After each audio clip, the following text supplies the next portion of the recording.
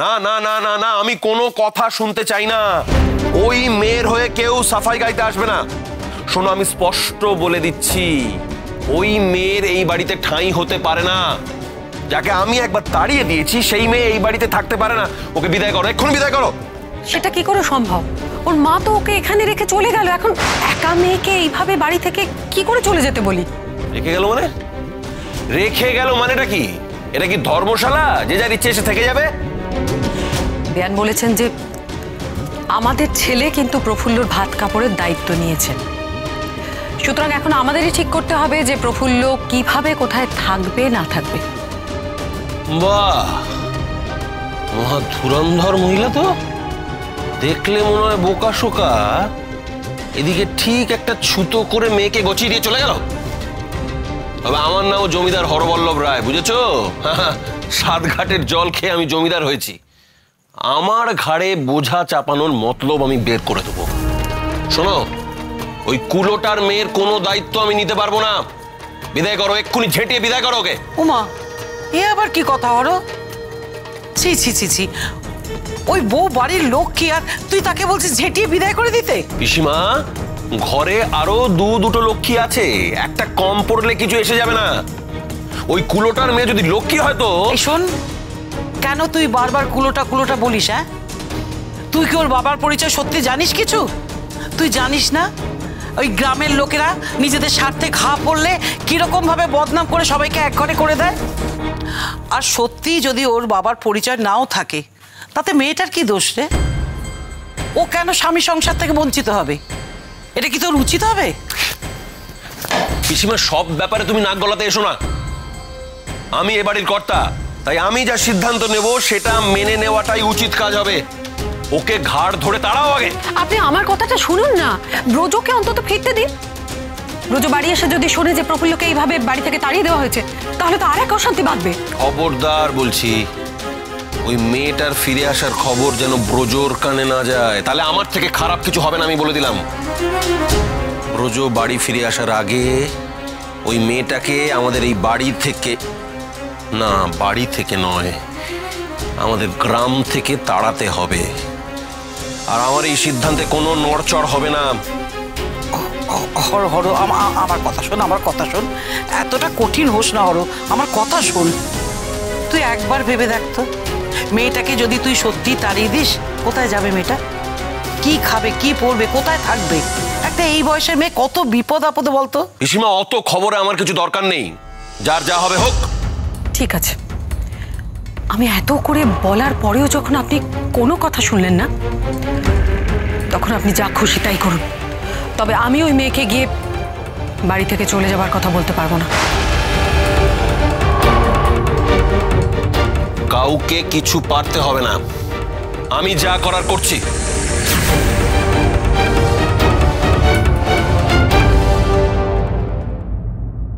এই হরো হরো হরো, আমার কথা শোন। হরো হরো হরো, শুনে যা হরো।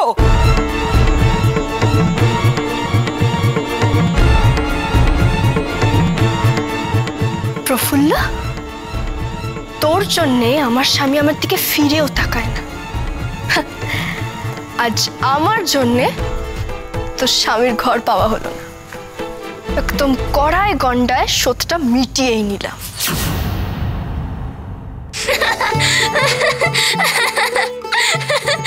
হাসছো কেন? তোমার কথা শুনে হাসি পেল যে। আমি কেন ঘরনে গৃহিণী হতে যাব?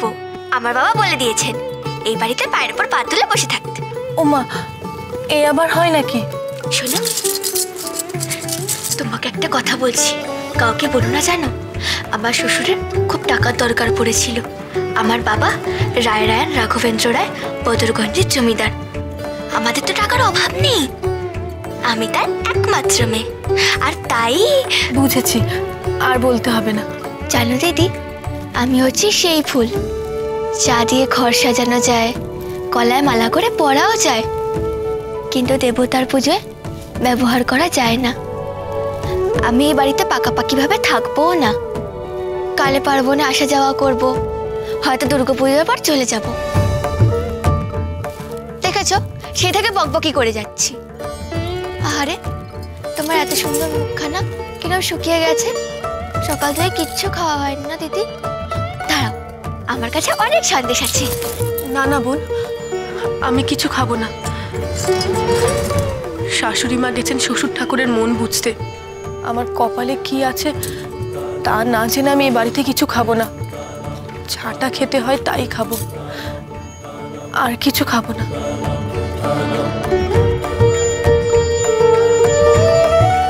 না না, তোমায় যখন ওরা খেতে বলেনি তাহলে এই বাড়ির কোনো খাবার খেয়ে তোমার কাজ নেই। আমার বাপের বাড়ি থেকে পাঠানো কিছু সন্দেশ রয়েছে, আমার খিদে পেলেই খেয়ে নি। ওরা কখন কি খেতে দেবে তার অপেক্ষায় থাকি না। দাঁড়াও,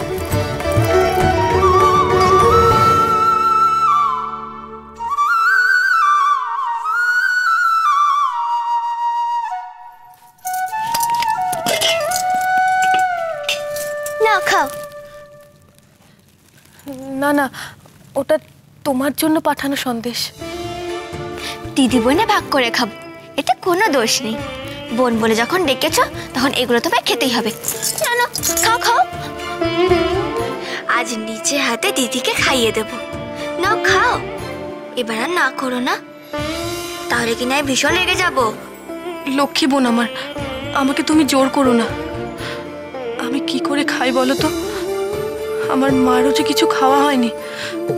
আমি জানি মা হয়তো আমার জন্য পথে অপেক্ষা করে আছে। সে কি, আগে বলবে তো। দাঁড়াও, পিসি ঠাম্মাকে বলে কোনো বামুনের বাড়িতে আমি তোমার মায়ের খাওয়ার ব্যবস্থা করছি। এখন নাও খাও তো, এটা আর কতক্ষণ ধরে রাখবো? ওদিকে কোথায়? আমাদের আরেকশো দিন কোথায় সেই সে মেয়ে? কালপেচিটা। কোথায় কোথায় সেই মেয়ে?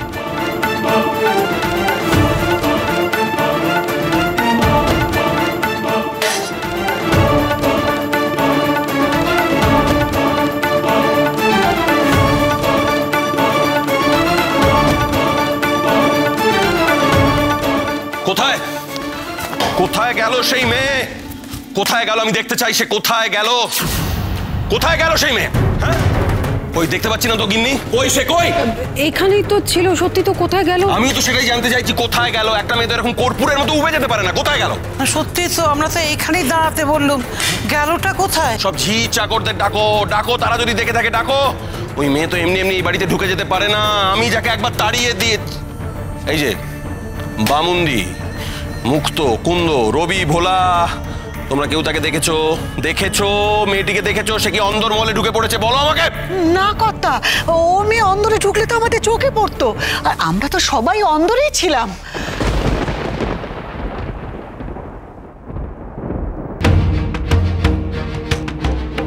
এই যে আলমশাই, যে মেয়েটি এখানে দাঁড়িয়ে ছিল তাকে আপনি দেখেছেন তো? নাকি আপনিও বলবেন যে মূর্তি গড়তে এতই ব্যস্ত ছিলেন যে কিছু চোখেই দেখেন? আগে দেখে থাকলে মিথ্যে বলবো কেন? আর মেয়েটি তো আমার পাশে দাঁড়িয়ে ছিল, দুটো কথাও আমার সঙ্গে বলেছে। বললো, তারপর? তারপরে যে সে কোথায় চলে গেল আমি ঠিক ঠাউর করতে পারলাম না। আর মূর্তি গড়াই তো আমার কাজ, তাই মনটা ওদিকেই পড়েছিল। আর মন না থাকলে বিগ্রহ গড়ব কি করে? বুঝেছি বুঝেছি, করুন আপনার কাজ করুন। আশ্চর্য ব্যাপার, আমি বুঝতে পারছি না, এতগুলো লোক আর কেউ বলতে পারছে না মেয়েটা কোথায় গেল। আর শোন, সারা বাড়ি তন্ন তন্ন করে খুঁজে দেখ, নিশ্চয়ই কোথাও একটা লুকিয়েছে। না যাওয়ার মতলব আর কি। আর যেখানেই দেখতে পাবি টানতে টানতে আমার সামনে নিয়ে আসবি। তারপর ওর কি ব্যবস্থা করতে হয় সেটা আমি খুব ভালো করেই জানি।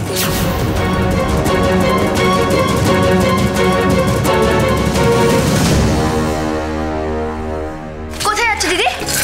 তুমি শুনলে না? বাবা মশাই আমাকে ডাকছেন, আমি আসি। না দিদি, তুমি কোথাও যাবে না, তুমি এই ঘরে থাকবে। তা হয় না, বাবা মশাই আমাকে ডেকেছেন, নিশ্চয়ই খোঁজাখুঁজি করছে। আমি জানি, কিন্তু তুমি কেন বুঝছো না? বাবা মশাই এখন খুব রেগে আছেন, তুমি গলা শুনে বুঝতে পারলে না? উনি না ফেরা পর্যন্ত তুমি এই ঘরেই থাকো। উনি এলে নিশ্চয়ই একটা কোনো উপায় বার করবেন, ততক্ষণ তুমি এই ঘরে লুকিয়ে থাকো। তা হয় না সাগর, আমি এই বাড়িতে লুকিয়ে থাকতে আসিনি। এই বাড়ির বড় বউ হিসেবে অধিকার চাইতে এসেছি। তাই বাবা মশাই যখন ডেকেছেন আমাকে একবার যেতেই হবে তার কাছে। না, তুমি যদি এখন ওখানে যাও, বাবা মশাই তোমাকে ঘর থেকে বার করে দেবেন। আর তখন তুমি না পাবে তেনার দেখা, আর না পাবে অধিকার। আর তুমি যদি বাড়িতে থাকতেই না পারো, তাহলে তুমি অধিকার পাবে কি করে?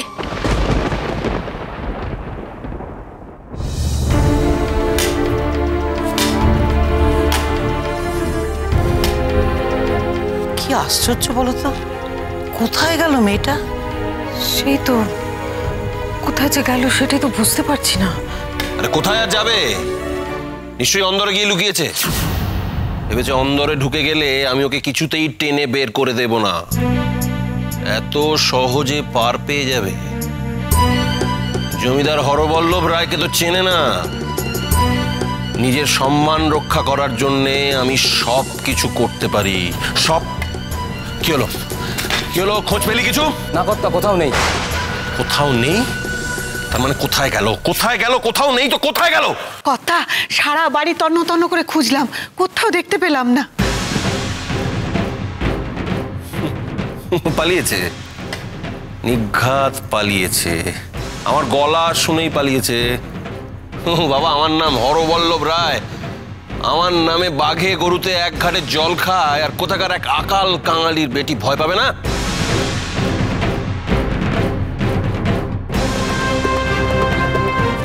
যাবো, আপনি এখানে? আপনাকে আমি তন্ন তন্ন করে খুঁজছি। শিগগিরই চলুন, কাঠিয়ার সাহেব আপনাকে জরুরি তলব করেছে। তার মানে আবার কি হলো? এই তো দেবী সিং এর হাতে অতগুলো টাকা জমা দিয়ে এলাম। তা আমি জানি না, তবে আর বেশি দেরি করবেন না জামাইবাবু। তুমি আমার পালকি তৈরি করতে বলো। যাও যাও যাও যাও, তাড়াতাড়ি যাও। যে হয়, একটা কথা সবাই পরিষ্কার করে শুনে রাখো, ওই মেয়েকে এই বাড়ির চৌকাঠ ডিঙোতে দেখলে তক্ষুনি বের করে দেবে।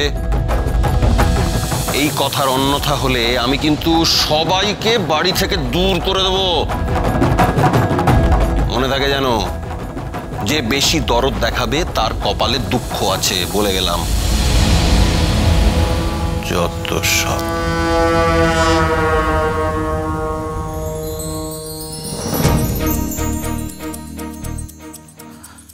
হায় ভগবান, আজ বাদে কাল বাড়িতে মা আসছেন, আর আর আমরা দরজা থেকে লক্ষ্মীকে বিদায় করে দিলাম। পিসিমা, পিসিমা, এর জন্য কিন্তু আমি দায়ী। পিসিমা, আমি দায়ী। মেয়েটাকে ওরকম ভাবে ভালো মন্দ কথা শোনালাম বলে তো কাউকে কিছু না বলে নিঃশব্দে চলে গেল। দুঃখ করো না কিনিমা, একদম দুঃখ করো না। দেখো, যার কপালে যেটা আছে সেটা তো হবেই, বলো। তাই বলছি, চিন্তা করো না। যাও, সবাই এখন ভেতরে যাও। চলো, আমরা সবাই মিলে ভেতরে যাই।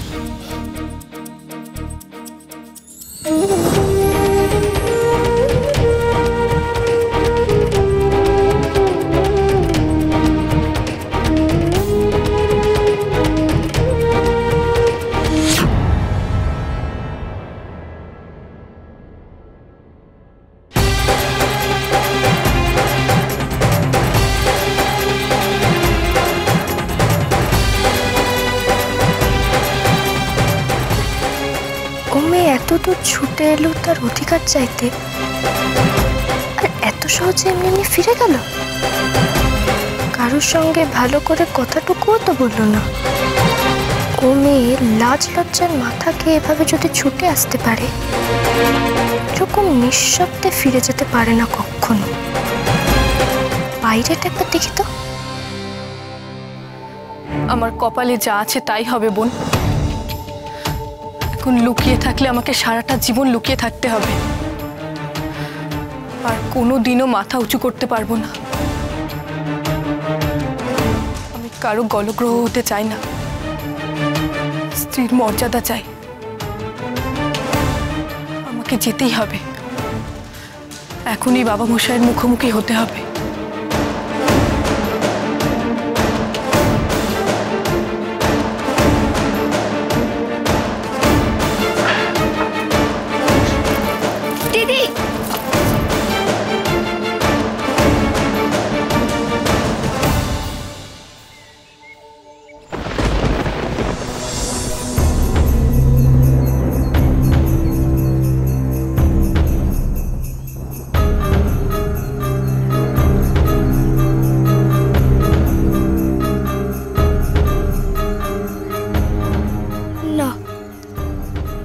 তো দেখছি না। তাহলে মনে হয় বিদায় হয়েছে। বুঝতে পেরেছে সুবিধা করতে পারবে না, তাও ভালো।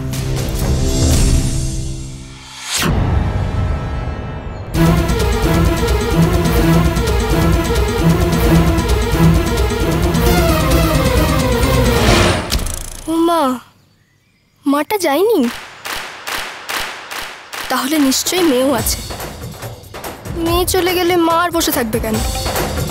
কিন্তু কোথায় লুকিয়ে থাকতে পারে? বাড়ির সব জায়গায় তো দেখা হলো। আচ্ছা, এত চেঁচামেচি খোঁজাখুঁজি হচ্ছে, কই সাগর বউয়ের তো দেখা নেই। ওর ঘরেই একবার খোঁজটা নিতে হবে।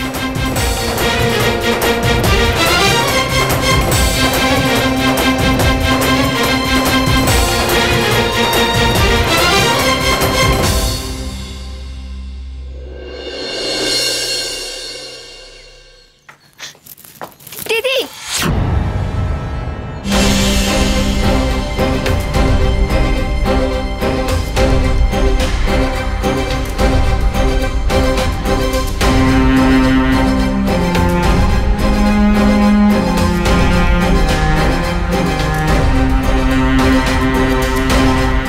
তুমি এখানে? তোমাকে সবাই বাড়িময় খুঁজে বেড়াচ্ছে। কোথায় লুকিয়েছিলে এতক্ষণ? লুকিয়ে কেন থাকবো? এটা তো আমার শ্বশুর বাড়ি। আমি এসেছি আমার স্বামীর কাছে। আমার লুকিয়ে থাকার প্রয়োজনটা কি? সে তুমিই জানো, কিন্তু তুমি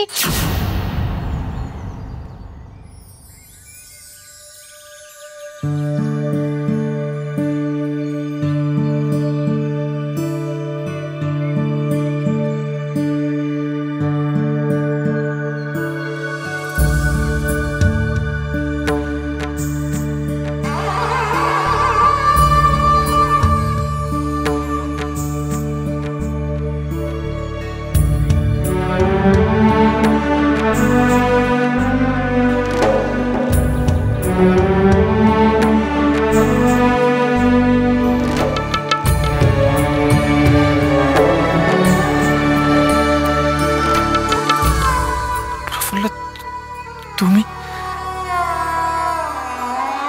তুমি এসেছো? দেখলাম নয়নে, কিবা দেখলাম শুই, কারবা কাছে যাই রে গিয়া, সত্য কথা কই, আমার সত্য কথা কই। নীল কেড়ে পরান্টি বিদেশি বন্ধু, তার লাগে যে আইরান বাইরান করে প্রাণ মনুয়া, তার লাগে যে আইরান বাইরান করে প্রাণ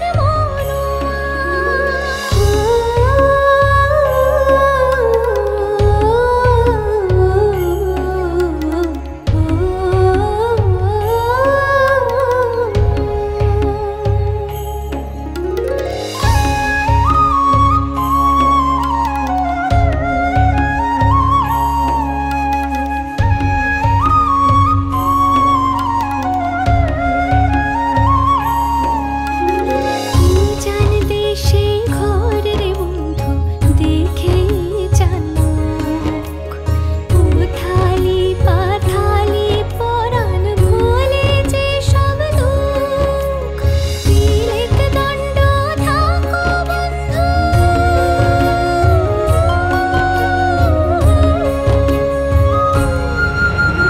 তিলেক দণ্ড থাকো বন্ধু, না যাইও গো চলে, নারীর মনটি নিয়ে। এ আপনি কি করছেন? আমরা আপনার বিবাহিতা স্ত্রী। আমাদের দিকে না তাকিয়ে ওই তাড়িয়ে দেওয়া মেয়েটার দিকে তাকাচ্ছেন। নয়ন বউ, ভাষা সংযত করো, নয়তো চুপ করে থাকো। কেন? কেন চুপ করবো? হ্যাঁ, আপনি আমাদের স্বামী।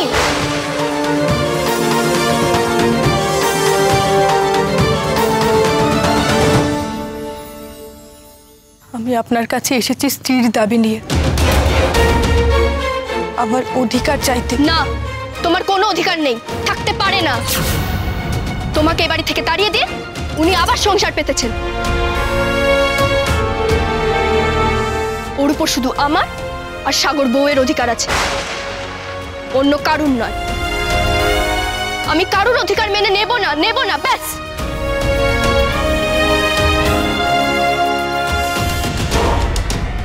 উনি যদি আমাদের অধিকার হয়ে থাকেনও, ওনার মনটাকে তো আমরা অধিকার করতে পারিনি।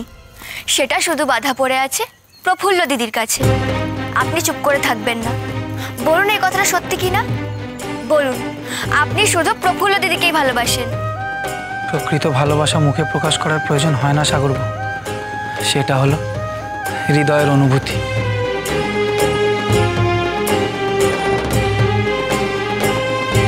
প্রফুল্ল এরা আমার দুই স্ত্রী, সাগর বউ আর নয়ন বউ।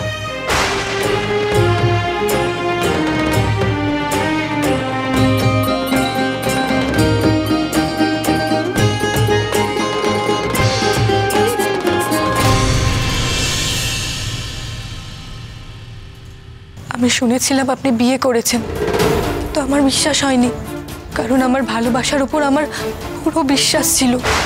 তাহলে আপনার কাছে কি আমার কোনো মূল্য নেই? বলুন বলুন আমায়।